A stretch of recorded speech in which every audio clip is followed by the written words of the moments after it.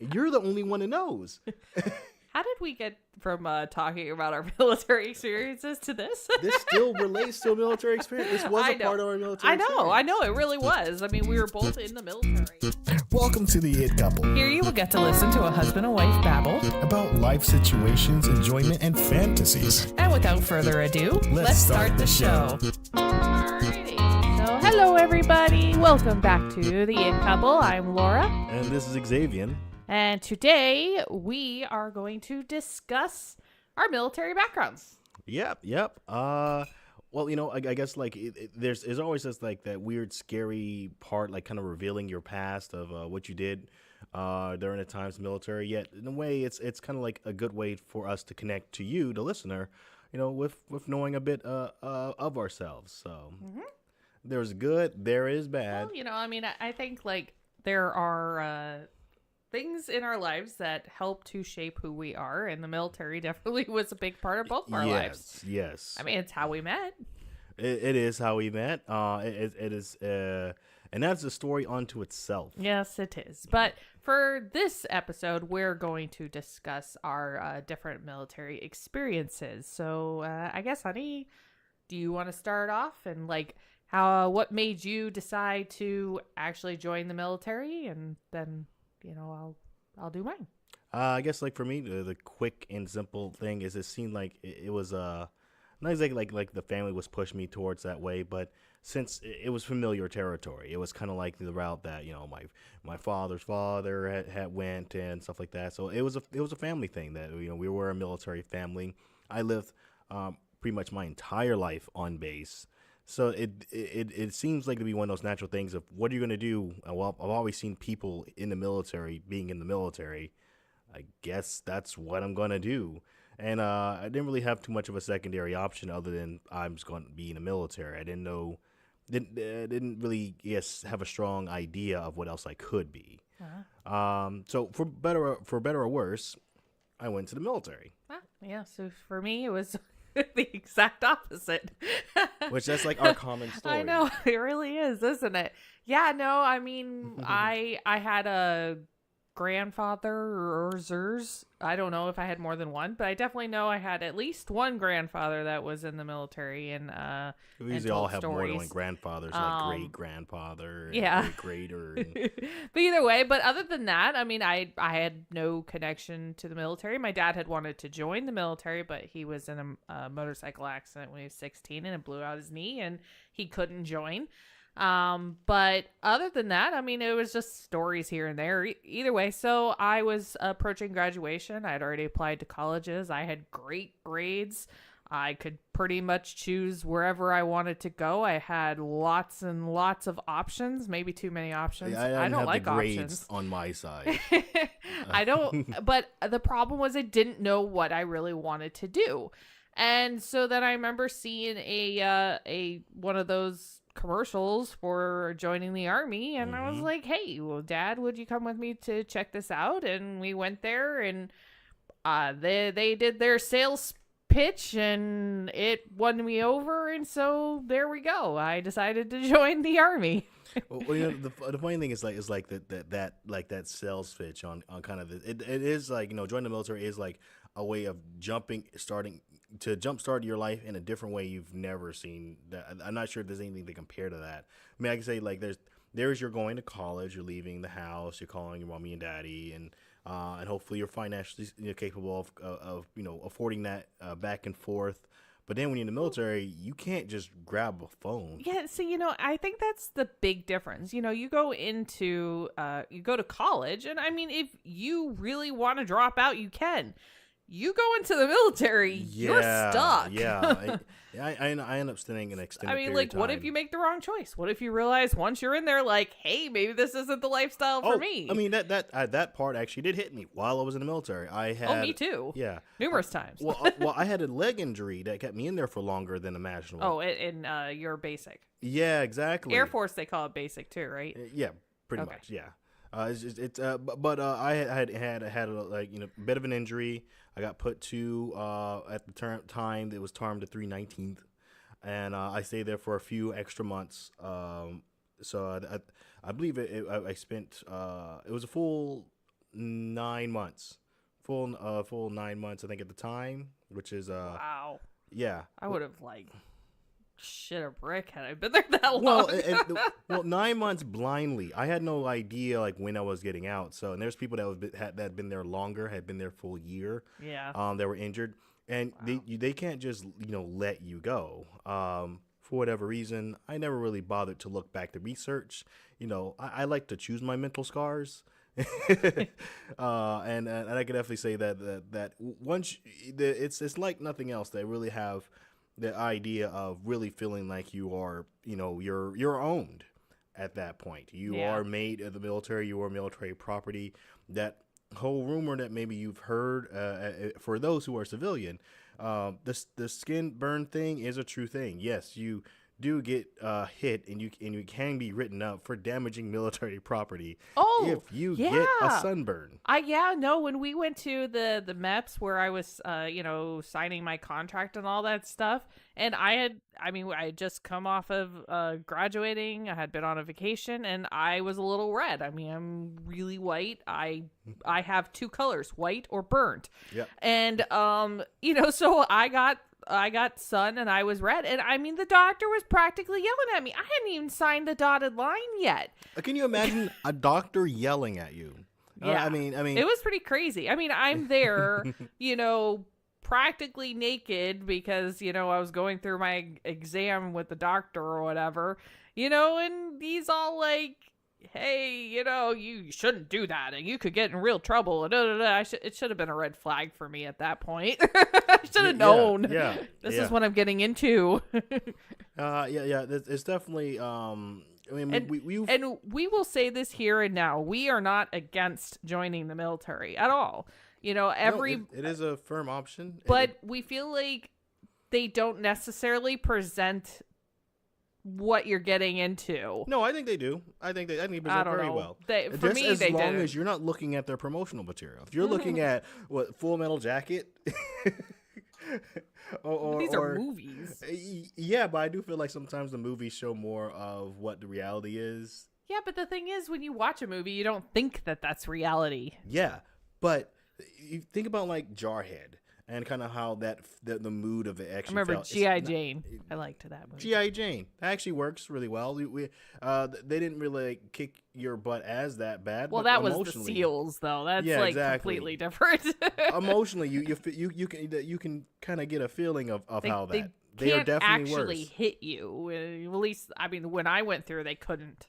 That was. You talk to anybody who's like been in the past, like any grandpappies that was in there. Oh yeah, no, they liked letting us know that they used to be able to. And when I was in basic, they used to yell at me that all the time. We used to be able to, and I mean like nanny daycare, and like this is such a baby, this is so easy, and whatever. And it's like, yeah, like okay, I don't care what you used to be able to do. You can't do that now. Please don't hit me. You know what? No, let's take a break because I feel like we could go negative so easily. Well, either way. So why don't we jump into when you went from you signed, or actually let's talk about the signing part of it, because like I feel like. Especially stolen. for you. I had my wallet stolen at the MEP Center. Really? Yeah. Wow. I didn't know that. Yeah, that threw my whole mood off into going into the freaking military at that point. I'm going in there, and now this person, whoever took my money, is going in with less integrity than me. Great. But no, I mean, you took the test, and the ASVAB at that point. I don't know if it's changed at all. It's pretty much the same thing. But either way, so you took the test. Update the comments if I'm wrong. And then they told you, hey, based upon your test scores, this is what we see you would fit into. Yeah. You just kind of took whatever was the first thing, because they always try to steer you. And I think it was like electrical. Yeah, but they always seem to try to steer you towards whatever is the most recent opening. So whatever gets you in the quickest. At least they did that for you, and really you probably should have been steered in a different direction. Well, they put me into like open general, which was scary because for a lot of people, as you go in, you start getting like the fears, they'll put you in anything. They'll get you something horrible. And then I won't name what it is. I think this out of respect for people who have gotten that job, I don't want to put you in that spot that make you think you already having a Well, the crappy thing day. is, like, I feel like they, they see your test scores, certainly, and whatever, and they should then be like, okay, this is definitely what we should go into, and maybe discuss it more. I mean, it's like going to college and being like, hey, I'm gonna have this Or major. like reading someone's resume and saying like, you know what, you seem to be more fit for a coding position than a design position. Yeah, It just, I mean, like I see you've touched on some Photoshop and stuff like this, but you on this and this and this. Do you want to go? Because we are looking for that, and that is actually and I can see like where the military should look at those scores and go like, oh my goodness, you have very high scores in this. Maybe you want to go in this. Well, and they did that for me, but they also put me towards whatever was the most recent opening. And so they combined the two and gave me this like, well, how does this sound? And I'm like, I don't know. That sounds like absolutely Latin. I have no idea what you just Here's what I think is funny. I got high in electrical. Yeah. And I got put in a dental. Yeah. How do you get high in electrical?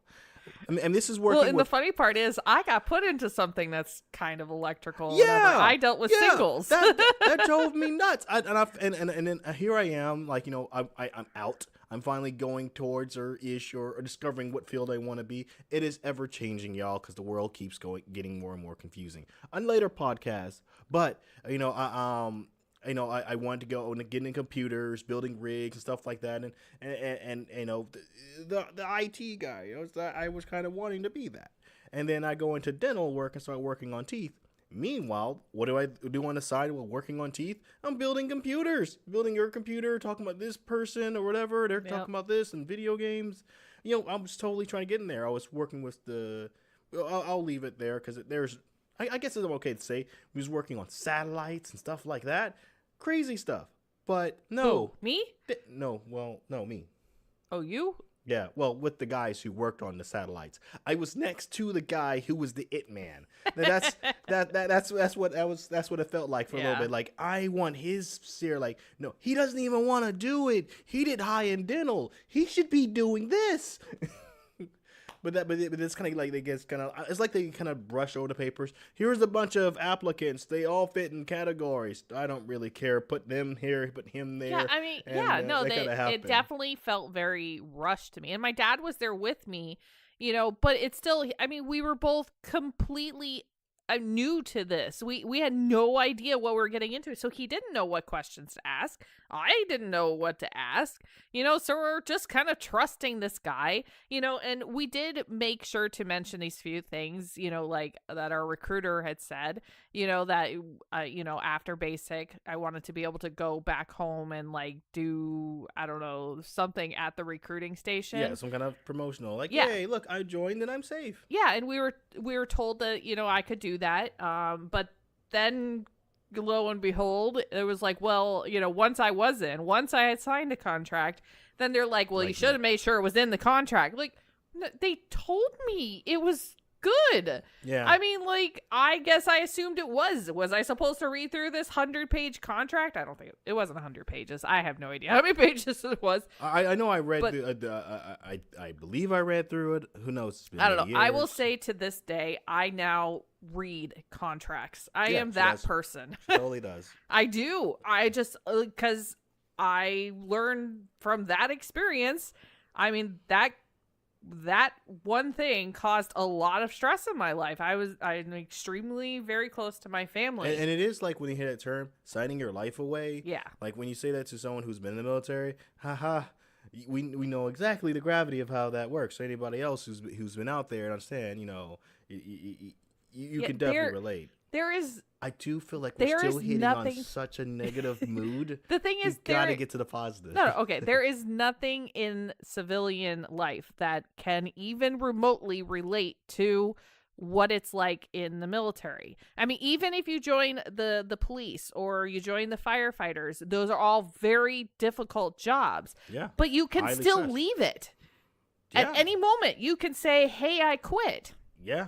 I'm going to go in this direction in life. I'm going to become a painter or you know what, you just got picked up. You got a lottery and you're out. I think actually in the military you do have that option. You hit the lottery, you can get out. I believe I I heard have that. no idea. At the same time, I've never seen it happen, and it may just be one of those nothing rumors. I don't know. I feel like the military is a great thing for people who, I don't know, for certain people. Like I've seen people, I've known people who've gone into it and they love it, and it is the Their best life place is. for them. It helped them grow, it helped them mature, it made them a better person, it put them on the right path in life. There's very little that I felt like, other than you, honey, that came out of that. That I would be like, yeah, that was.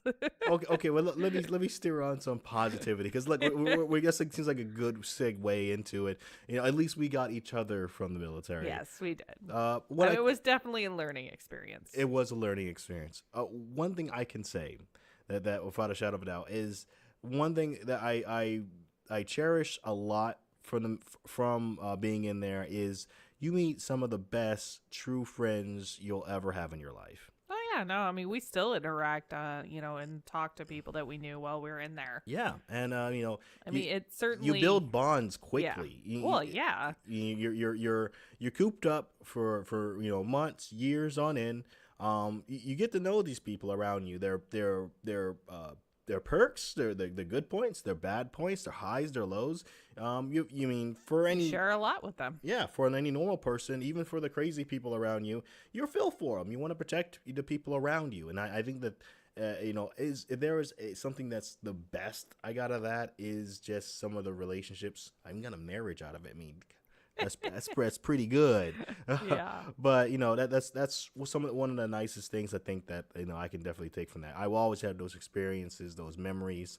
I can also say this, and people, when people ever ask me about the military, I can say that they have the best off time you can have. When you're off and you're going out with your boys or your girls, you're going to have a blast. They let loose. They let loose. Maybe sometimes a little too hardcore. Maybe to the point of getting in trouble. I know. But actually, you will always remember that night. When I was I was stationed in South Korea for a year.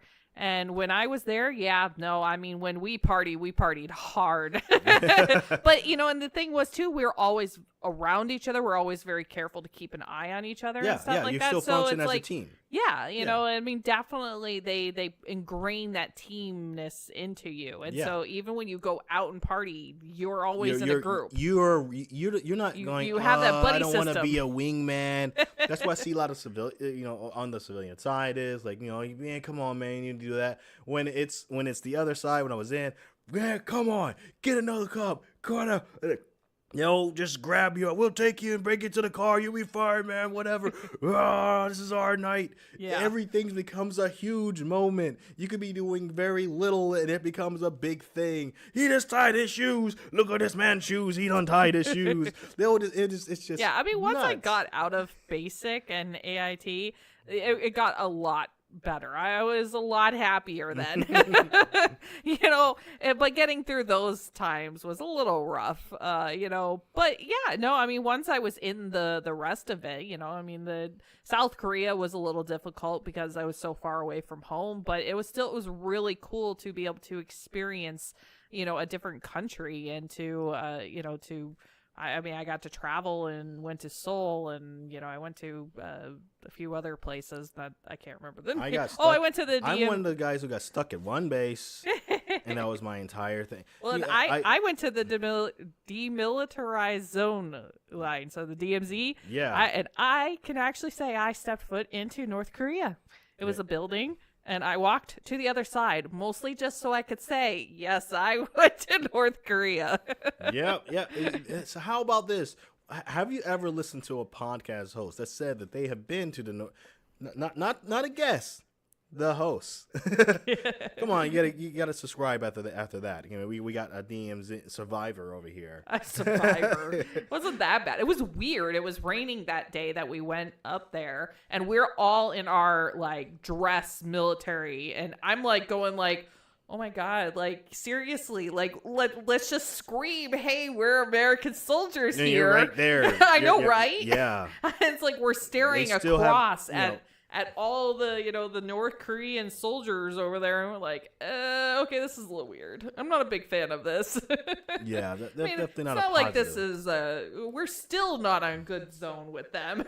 Yeah, but woo, that's Although, something. like, I guess I have another story too. Go, that let it rip. The South Koreans, while I was there, they not every person in South Korea is happy that the American military are there.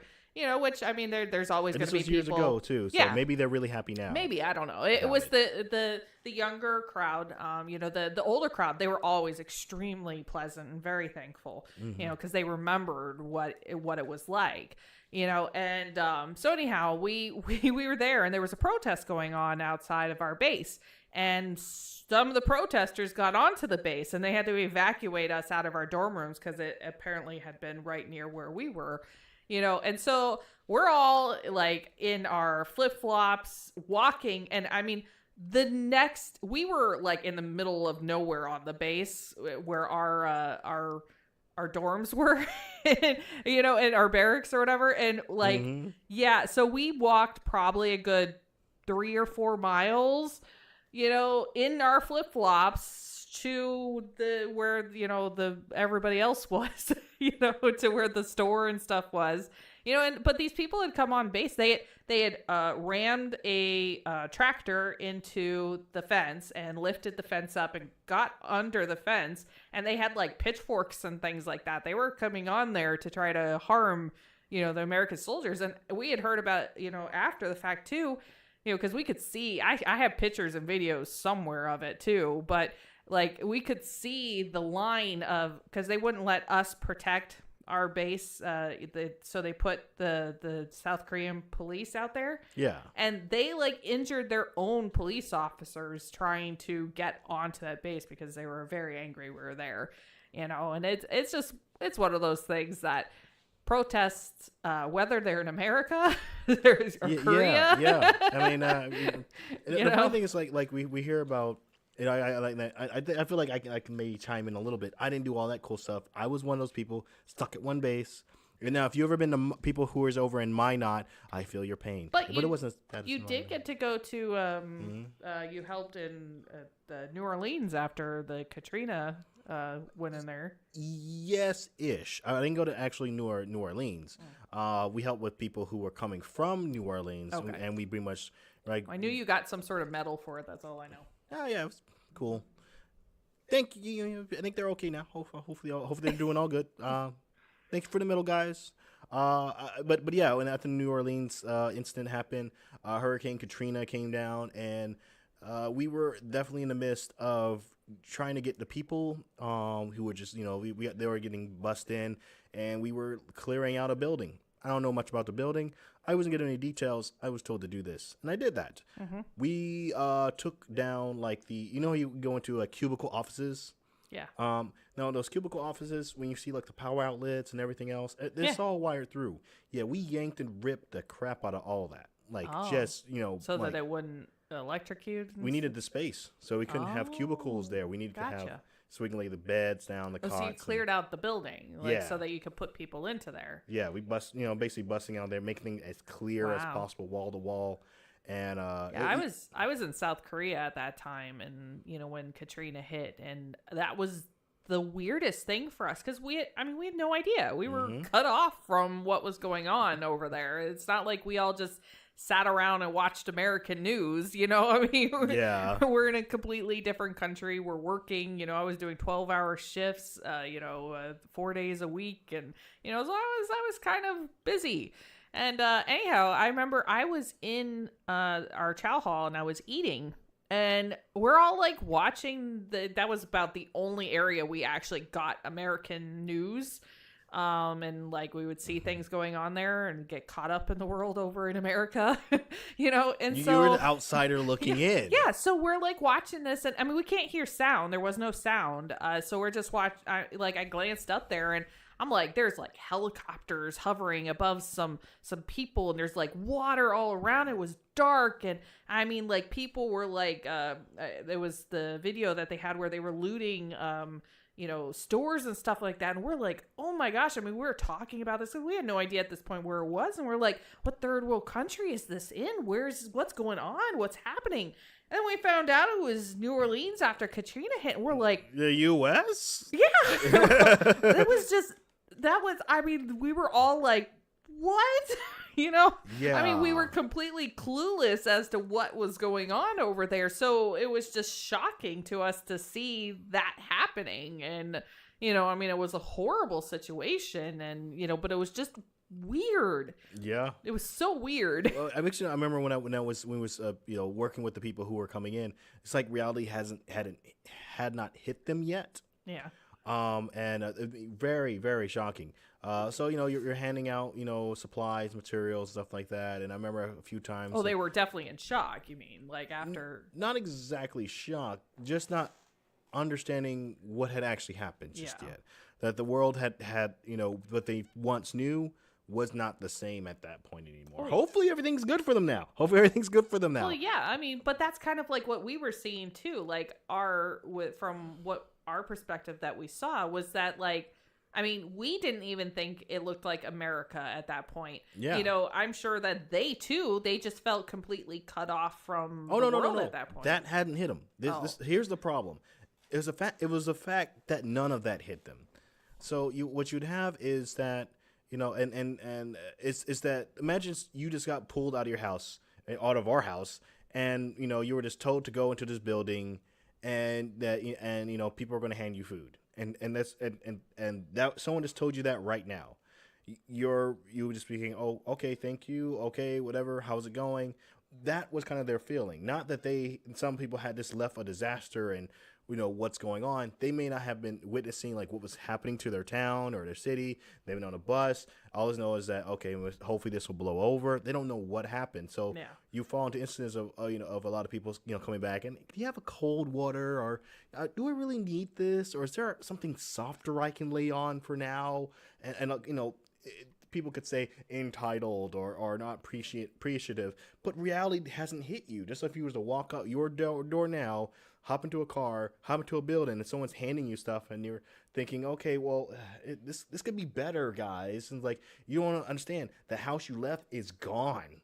Yeah. And a lot of that was kind of a really big shocking factor. It wasn't the fact of, oh my goodness, I've lost everything. It hasn't hit them yet. And you're the only one who knows. How did we get from talking about our military experiences to this? This still relates to a military experience. This was a part of our military experience. I know. It really was. I mean, we were both in the military at that point. And, so yeah, but either way, why don't we get back to Are you going to say positive? Are you going to say positive? Because I was going to say military experiences. I don't know. What positive... Well, I want to. I guess want to put out there? What I want to put out there for the positive is some of the stuff that I'd say that I gained as my personality and stuff like that I've kind of learned.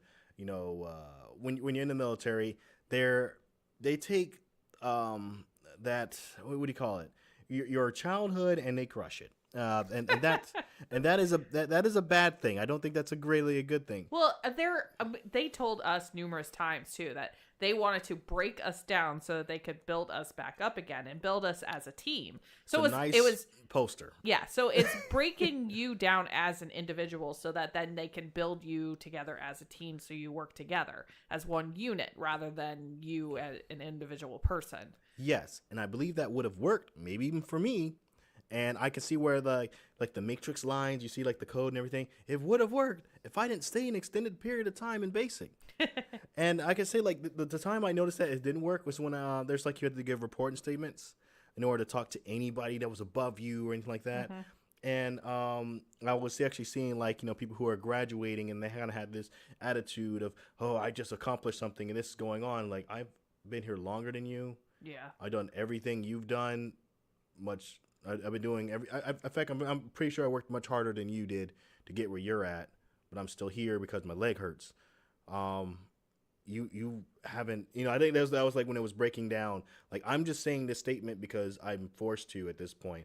I just know that this is just a barrier for me to live my life. I don't know how long I have to do this or keep this up. Yeah. But at this point, it's not because, week 1, week 2, week 3, I'm not counting anymore. All that was gone. So like that system, that function to where they would break you, I was able to see, I was finally get to that point. And what I think what really hit me is when I got to the area, the 319th area, and when I was like there with the guys and I was seeing like, well, maybe something not as the caliber that I would like. I don't want to just expose the 319, so they start, searching. If anybody from there is like, hey, go report those guys. Don't worry about them. But this was also 10 years ago. Ish. Probably more than that. I know that 14 years ago. They've been around for a long time, so I'd be surprised they still didn't exist in some way, shape, or form. Well, no, I'm not saying that they don't exist. It's just they might not be the same that they were when you were there. Yeah. They may not be the same, but I don't know. I have talked to someone else that was from the unit, and they had a similar story of kind of less like, when you have someone new come in, who's, he's fresh off the line, you act a certain way versus the people who are just being in there like, I know I'm stuck. Like, so you have someone, what the heck is this? What's going on? We still have your boots like this. And they're bringing that, that getting beat on mentality to a lot of guys that are like, at this point, you just have to pretend. You pretend good enough, you can let that stress go away. And then once you leave, you understand that, oh my God, this is a game. Yeah. And I think that's what kind of broke it for me. And I'm not sure what they called them in that unit in the Army, but I do know that when I first went to, it wasn't basic. So from when you go from MEPS and you finally get onto the bus and whatever, bus, car, plane, whatever, and they send you to wherever you're going for basic. And you get to basic and they go through the whole, okay, we're getting rid of all your civilian stuff, and now we're giving you all of our military stuff, and then they send you from there to a holding facility kind of area. I don't know what they call that holding facility area, but they say that you could be there for like weeks. I mean, they told me like we could be there for a month. I ended up actually being one of the lucky people that squeezed on in. I wasn't even there for a week. And I got squeezed into an opening in basic. So I was then that's when your 9 weeks, at least 9 weeks then when I was in the Army, of training started. Ah. And, but so I technically only was in the whole basic for like 10 weeks, which seemed like an eternity for me. But yeah, I know. But anyhow, when at that holding facility area, we saw all the people that were the unit you were talking about. They were the military or the Army unit of it. And they were all just kind of, we're all lying in form being yelled at by the drill sergeant. And they were all on these bleachers area just chilling. I mean, some of them had their they were not like wearing everything that you were supposed to be wearing, and they were chilling while somebody was talking on the payphone. They got the chance to relax, and that was kind of like, that was like the code of the Matrix. That like for me, like that was kind of like, Yeah, I mean, and they were I mean, some of them had like crutches and just various different things. You could tell that they were injured in one way or another. But it was so weird because for me, like, I'm coming in there and I'm seeing these people just chillaxing pretty much, and are injured, and they're all talking on the payphone when my idea of what basic was nowhere near that idea. Yeah. What I was seeing. So it was weird. And like the funny thing is, like, when you get someone like, who come in from the unit, when you go into another unit after you complete it, because I went into 2 units because I had to go back because I had another reaction and something else happened. It becomes like, you're like this mystical warrior who falls into their team. Like, ooh, he's been here for 8 months. Well, hopefully he'll leave with us. How about let's do this to be more positive. Do you have a funny story, like a really like weird, funny story that happened while you were in the military? There was absolutely nothing funny that happened while I was in. Yeah, there was plenty. And military-wise, not once you were, on break or whatever, but actually in uniform, silly. Oh, in uniform, silly. I would say the one I can think off the top of my head was, I remember I just got to our base, brand spanking new to the base, We got to meet our commander and everybody else, and we kind of had to get the runaround. And then we're, me and this, another person, we moved in together, and we were sitting at this desk, and this lady was, doing something for our end processing. Now, to get into her area, it was very small and very, very, very, very tight. So you had to kind of sit down and scoot your butt in and then turn, and then your legs are in there. So it's really tight. It's not much room to back in there. Commander opens the door. How do you stand up? So here we go, like missile ejecting towards the back of the wall, trying to, in order to get up there. And there's no other way. He was he was more relaxed. He was down to earth. He was a really good one. The one that came after, he was crap. And I hope you hear that. You were totally crap. The one before you was awesome. Because he knows exactly who he is. Yeah. Either way. Either way. This is like hidden territory because there's only certain things I can tell you. If not, I have to go and kill the entire audience. You don't want me to do that. Technically, I'm the one that would have to do that. We'd go viral if that happened. Anyway, that was my kind of story. Is this there? You're in this tiny table. You're trying to do everything you're supposed to. You've been taught the rules, and then you have two guys who just got fresh off the plane, who's like missile ejecting horizontally towards the wall. Who's trying to stand up in a situation that's not possible. It's just we're good. He didn't knock. So he put it on him. He's like, should have knocked. It's all right. I get it. It's all right. Yes. I'm out. So, yeah, yours is much funnier than mine. Mine was like funny, I guess, after it, but during was not so funny. But yeah, so for me, it was pretty much the first one I could think of is when I first got to that holding area.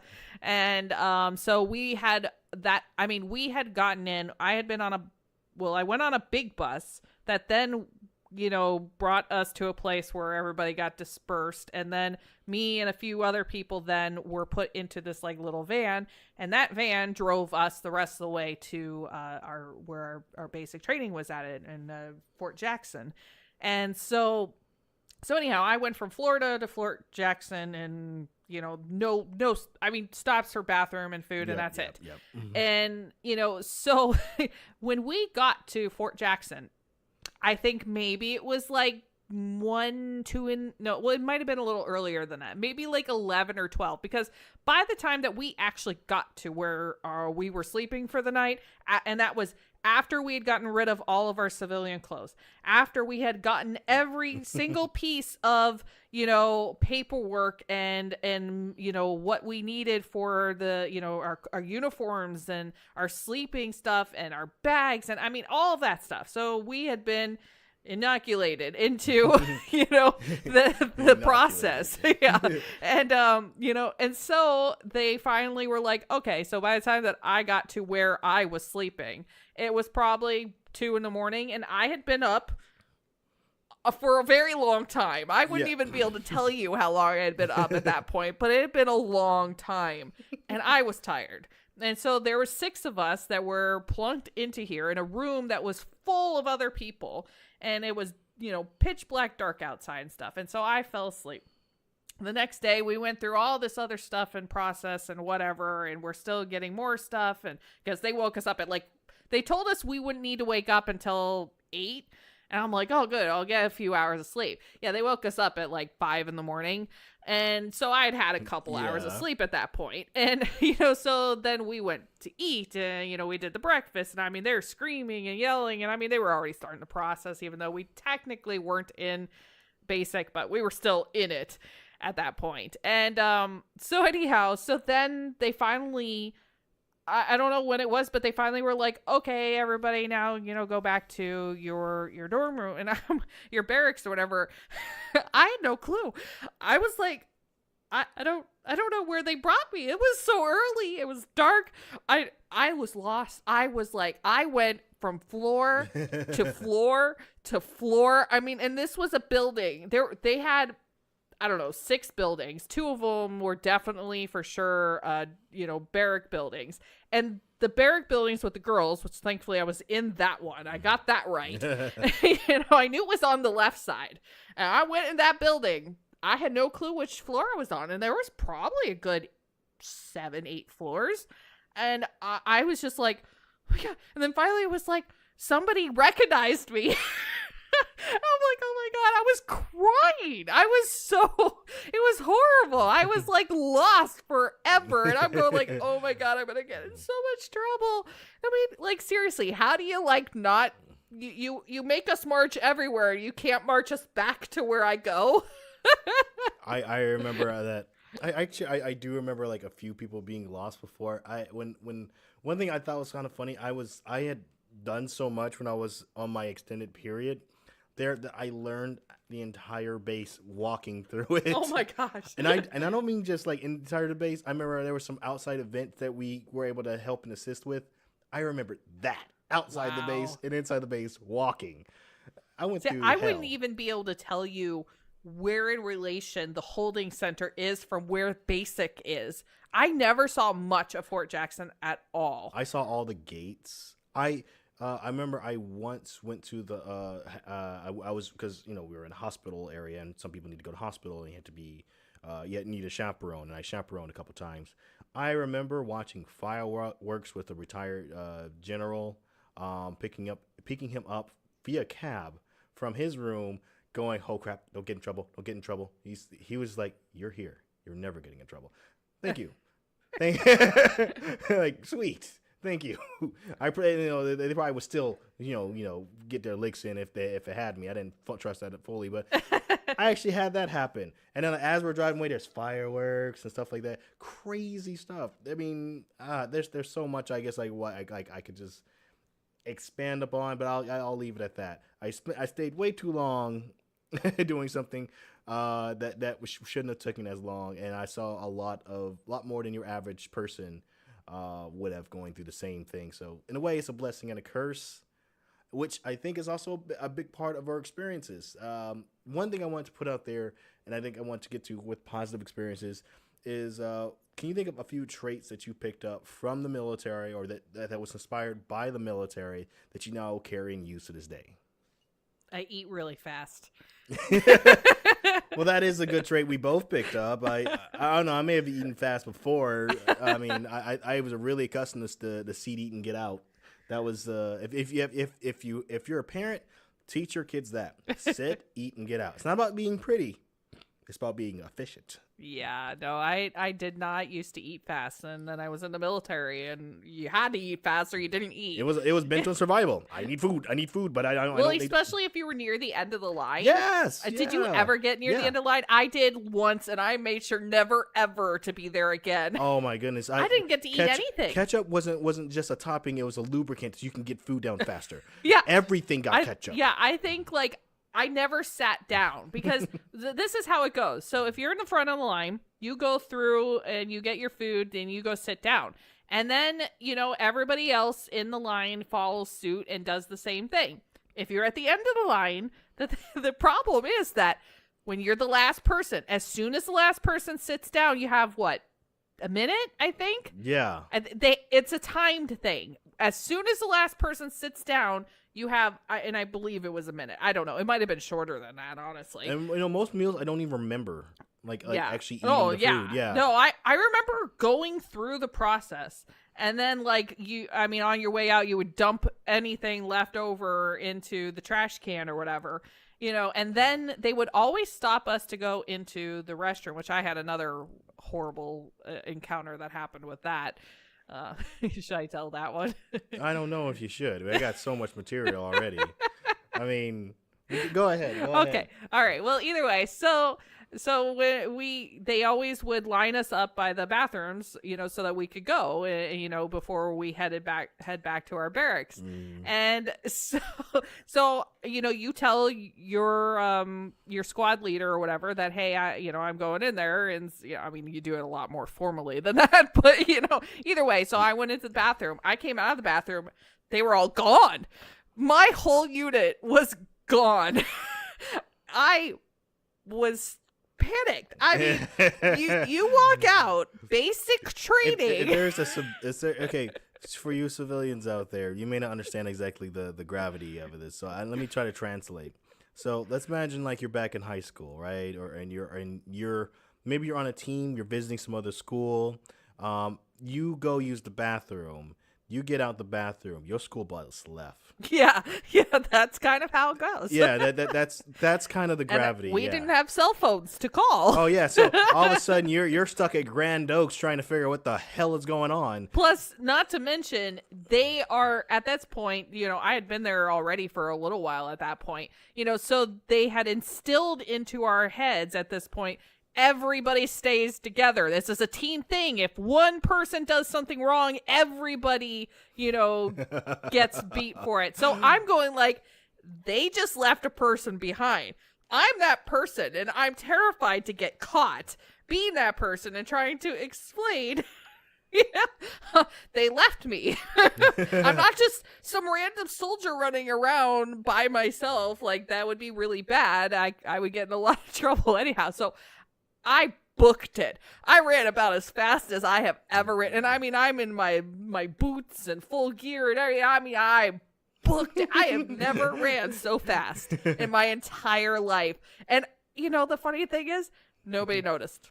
Nobody. I have never, other than telling you and telling, random people through the years, nobody in my company, nobody noticed. Yes, that is amazing. I don't know how I did that, but like I was panicked. I feel like eventually I'll give you guys a bit of a hit of something that we've been thinking about, playing with the idea in the process. Now we're still early on in our podcasting career here, but what we had an idea was kind of like doing something to expand into animation for YouTube. Small little skits, small little 5 minutes or maybe 10 minutes at the most skits, where we kind of animate some of these stories that we talk about. This would be a prime one, just to kind of illustrate.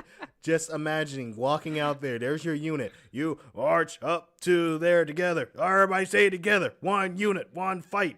And then you go, I gotta use the bathroom. Go ahead. Let's go.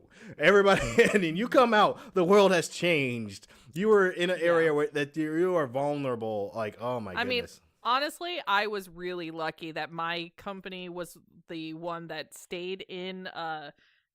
We were in the trailers, and so honestly, it wasn't very far. I mean, it wasn't maybe not even a mile. It wasn't very far from where Chow Hall was to where my barracks were.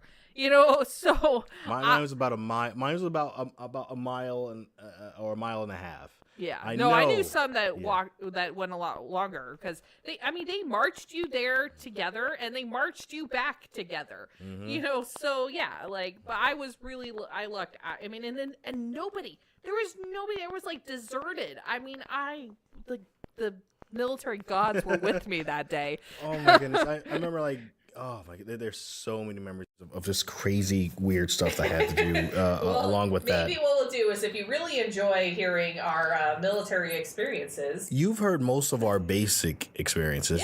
Yes. We haven't even gotten into AIT or, Oh my, yes, the stories go on. There is so much more. So and I know there's someone out there that can relate to some of this. If you would like a part 2 and maybe a part 3, and I mean, who knows how many parts we could go with our stories. Yes. And please do check out more of our material. We had not too long ago the cocky controversy. Yep. We've actually got a lot of attention for that. Yep. And we also recently talked about video games. Yes, we did. Family video games. Oh yes, what's new to the market? I put out, and probably before this you've heard this, a little fun goofy graphic. I can at least explain it now. So what you're seeing, if you see this, you will see this graphic. It will be on our Instagram. If you go to our website, itcouplepodcast.com. Yep. Scroll down below. You'll see where it says Instagram. That's pretty much our gallery. Just use Instagram for it. You'll see our take on this game called Terra. Our faces, our graphics on there. And kind of what I was thinking is I needed a way to kind of illustrate a bit stronger of because video games is very hard to kind of communicate audibly. So kind of picture those three crazy people all playing together, and this is the game that the function works well as a family to get together, play video game. We are a pretty crazy trio. Mm-hmm. So anyhow, if you enjoyed this, please let us know in the comments, and make sure to follow us. Whatever app it is that you are on, follow us. And if you can leave a review, because I know on iTunes. Yeah, I've been surprised by some of the places that I've been told that people have been finding us at. So, I mean, the application you use, if we're not there, hop to our website. I got like a few others you can just quickly select from, and that'll get you in the right direction. Yeah, we have a good chunk of links that are on there to the big ones. But yeah, there are a bunch of other ones that it just gets sent to. We have no idea. So yeah. We're still new into all of this, but we are learning and we are loving it and growing, and and we need you guys to follow us so that we know that you want to keep listening. Yeah. Oh, by the way, I wanted to say this for a while too. So a little bit of bonus extra still on the same topic. So one of the things that I actually cherish that I'm glad that one of my traits I've learned after leaving the military is it broke me from needing to use cable. I am not a cable guy. I was one before, someone who watched TV, who watched cable. And by breaking cable, I found that I have extended myself into other media, podcasts being one of those medias. Of course, there's YouTube and video games and all the other stuff.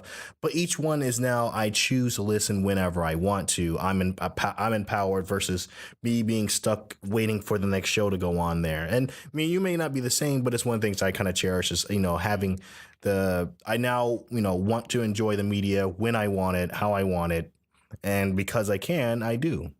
And I guess for me, like one of the things I can think of that was a big positive that I don't know if I necessarily had before, but going into the military, I met so many different kind of people from all sorts of different walks of life. Yeah, you meet wildly different people. So I learned to accept and appreciate and be open to people from all sorts of different places, and just got to hear their stories. And I am like a major introvert. Holding up inside my house is probably my favorite place. My daughter, she stole my power introvertness.